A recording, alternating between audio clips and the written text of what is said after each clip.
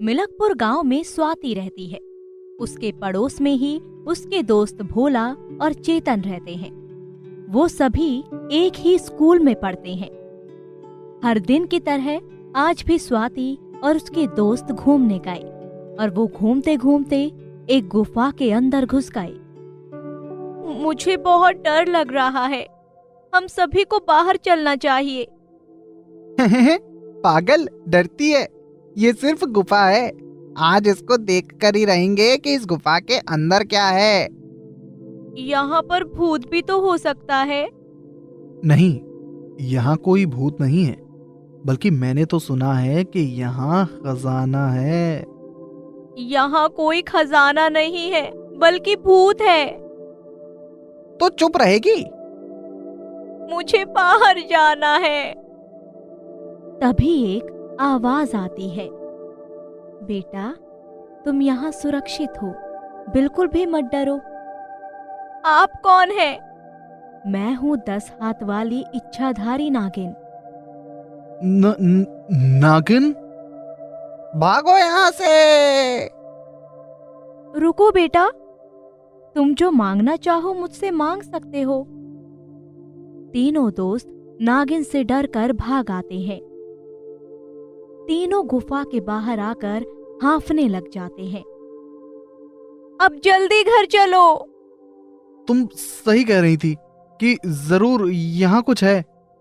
मेरी एक बात समझ नहीं आई। अब क्या समझ नहीं आया तुम्हें? यही कि उस 10 हाथ वाली नागिन ने हमसे कुछ कहा तो नहीं था, फिर हम भागे क्यों? और अगर वो कह देती तब क्या करते? तू जानता नहीं है भोला कि जब शेर या अन्य जानवर शिकार नहीं कर पाते तब क्या होता है। वो ऐसे ही प्यार से अपने पास बुलाते हैं और फिर खा जाते हैं। ऐसा कुछ नहीं होता यार, वो हमको कुछ देने वाली थी। तू जा, मैं तो नहीं जाऊंगा। और मैं भी नहीं जाऊंगी, क्या पता क्या कर दे। ठीक है, अब घर चलते हैं। वैसे मैं एक बार देखना चाहता था कि 10 हाथ वाली नागिन कैसी होती है। तू चुपचाप घर चल। तीनों घर आ जाते हैं। स्वाति, चेतन और भोला तीनों स्कूल जाते हैं। ओए भोला, स्कूल में परीक्षा होने वाली है, क्या तुझे पता है? हाँ, मेरी क्लास में भी आए थे मास्टर जी। और इस बार तो स्कूल में टॉप करने वालों को साइकिल मिलेगी। मेरे पास साइकिल नहीं है, लेकिन मैं टॉप कैसे आ पाऊंगा? हाँ, मास्टर जी ने ये भी बताया कि सेकंड आने वाले को खिलौने मिलेंगे, और मैं बहुत दिन से खिलौने लेना चाहती थी। हम इतना पढ़ भी तो नहीं सकते, फिर कैसे मिलेगा हमको ये सब? तीनों मायूस होकर घर जाने लगते हैं। तभी रास्ते में भोला को याद आता है। मैं तो ये सोच रहा हूँ कि 10 हाथ वाली नागिन के पास ही चला जाऊं, क्योंकि उन्होंने उस दिन पूछा था ना कि बताओ तुमको क्या चाहिए। जा बेटा, तू मारा जाएगा। अगर 10 हाथ वाली नागिन हमें मारना चाहती तो उस दिन भी मार सकती थी, लेकिन उन्होंने ऐसा नहीं किया। इसलिए हमें नागिन पर विश्वास करके जाना चाहिए। स्वाति, तू और मैं चल रहे हैं। स्वाति और भोला 10 हाथ वाली नागिन के पास पहुंच जाते हैं। बताओ बेटा, तुम्हें क्या चाहिए?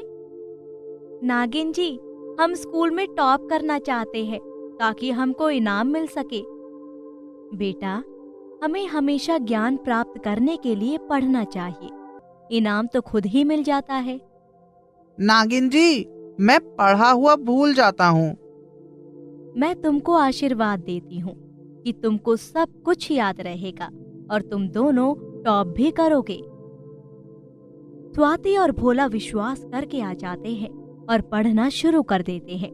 कुछ दिन बाद परीक्षा होती है, जिसमें दोनों टॉप करते हैं और अपना मनचाहा गिफ्ट पा लेते हैं।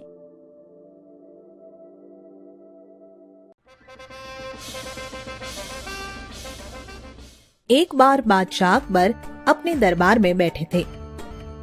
उनके सब खास दरबारी भी वहां उपस्थित थे और उन्हीं में उनका सबसे चहीता दरबारी बीरबल भी बैठा हुआ था। उनसे बात करते हुए बादशाह ने सबके सामने एक सवाल रखा। हमने धरती पर तो बहुत महल और किले बनवाए, अब हम चाहते हैं कि एक महल आकाश में भी बनवाएं। क्या आकाश में महल बनवाया जा सकता है? बादशाह के यह सवाल को सुनकर एक दरबारी को छोड़कर सभी चिंता में पड़ गए और सोचने लगे कि बादशाह भी कैसा बेतुका सवाल कर रहे हैं। भला आकाश में भी कोई महल बना सकता है? मगर वह दरबारी खड़ा होकर बोला, हुजूर, ऐसा महल तो बीरबल ही बनवा सकता है। अब बादशाह का ध्यान बीरबल की तरफ जाता है और वे इस बारे में बीरबल की सलाह लेने लगते हैं। बीरबल खुश होते हुए कहता है, हाँ महाराज, बन सकता है। आकाश में भी महल बन सकता है। बीरबल की बात सुनकर बादशाह भी खुश हो जाते हैं और कहते हैं, बीरबल, अगर तुमने यह महल बनवा दिया तो हम तुमसे बहुत प्रसन्न होंगे और तुम्हें मुंह मांगा इनाम देंगे। बीरबल बादशाह अकबर को समझाता है कि हुजूर, महल तो बन जाएगा, मगर इसमें धन और समय बहुत लगेगा। इसकी तैयारी में ही 1 महीना लग जाएगा। उनके इस सवाल का जवाब देते हुए बादशाह कहते हैं, बीरबल, तुम धन और समय कितना भी लगाओ पर महल बनवा दो।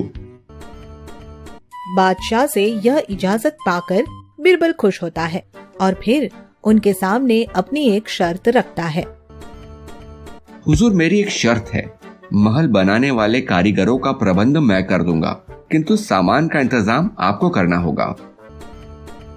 बादशाह उसकी शर्त मान लेते हैं और बीरबल महल बनवाने की तैयारी में लग जाता है। वह अपने नौकरों से 50 तोते खरीद कर लाने को कहता है और उन सबको एक पिंजरे में बंद कर देता है। फिर महीना भर उन्हें यह बोलना सिखाता है कि ईट लाओ, चूना लाओ, पानी लाओ, पत्थर लाओ। जब तोते यह बोलना सीख जाते हैं तो एक रोज बीरबल पिंजरा खोलकर सारे तोतों को महल के ऊपर उड़ा देता है और फिर बादशाह और उसके सभी दरबारियों को बुलाकर कहता है, हुजूर, कारीगर आकाश में पहुंच गए हैं। आप जल्दी से उनके पास महल बनवाने के लिए सामान भिजवाइए। तोते महल के ऊपर उड़ते हुए वही रटे रटाए शब्द बोलने लगते हैं। ईट लाओ, चूना लाओ, पानी लाओ, पत्थर लाओ। ईट लाओ, चूना लाओ, पानी लाओ, पत्थर लाओ। ईट लाओ, चूना लाओ, पानी लाओ, पत्थर लाओ। ये शब्द सुनकर बादशाह सहित सभी दरबारी हैरत से आकाश की ओर देखते हैं। कुछ देर तक तो उनकी समझ में कुछ नहीं आता, मगर जब उन्हें यह पता चलता है कि यह सब तो तोते बोल रहे हैं, तो सभी हंसने लगते हैं। बादशाह बीरबल की बुद्धिमत्ता पर खुश होते हुए कहते हैं, वाह बीरबल, अगर बुद्धि हो तो व्यक्ति असंभव को भी संभव बना सकता है। ऐसे ही मजेदार वीडियो के लिए सब्सक्राइब जरूर करें और घंटी दबाना ना भूलें।